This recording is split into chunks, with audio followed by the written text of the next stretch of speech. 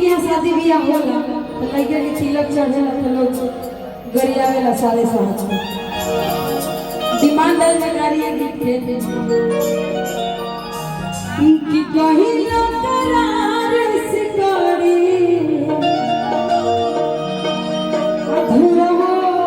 न लैया हो अधा नमवा हसवला हो धामे धानी भैया के सरम। लेकिन देखिए शोहर में जब भतीजा होते चाहे भतीजी हो गए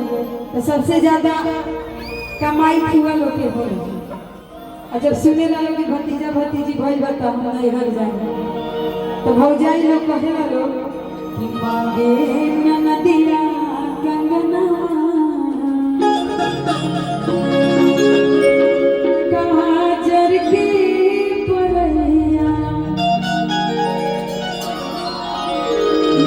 काजर के परैया हमारा बाबू के खिलैया मांगे ननदिया कंगना काजर के परैया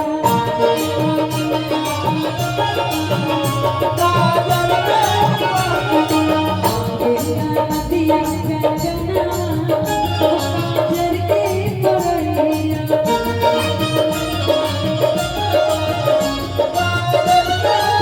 काजर के परैया हमार बाबू के खिलैया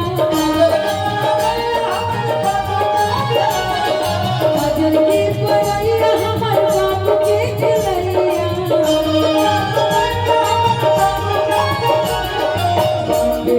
नदिया कंगनवा काजर के परैया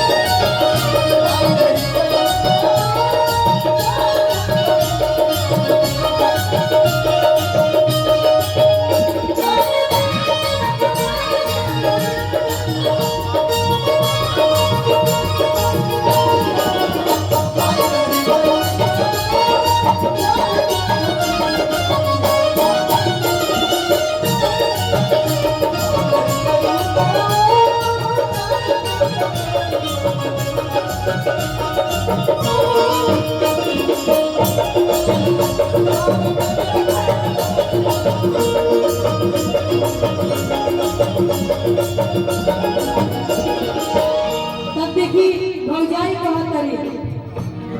ठिकाना दियाई के नखुया ना दियाई